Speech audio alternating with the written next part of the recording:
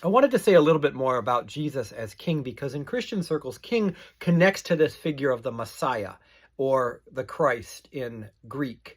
And this was very much a political figure. He was to be the son of David. He would be heir to David's throne. He was going to reestablish Israel as a sovereign nation. And at the time of Jesus, they were under the Romans. And before that, they had been under the Greeks. And before that, they had been under the Persians. And before that, it was the Babylonians. Like, they hadn't been a sovereign nation since forever.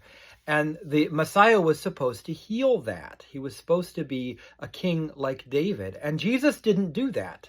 He didn't. Like, we should be honest, he did not fulfill what the Messiah was supposed to do.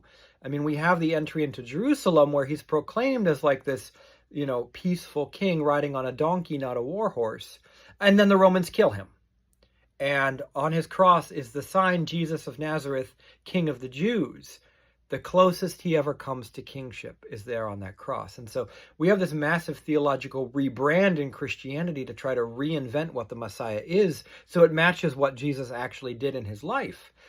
And it's hard to overestimate how much Jesus missed the mark. Like, they were expecting King Arthur, and they got Francis of Assisi. They were expecting George Washington, and they got Mother Teresa. Like, that's how much Jesus failed in this Messiah. And he wasn't the king he was supposed to be.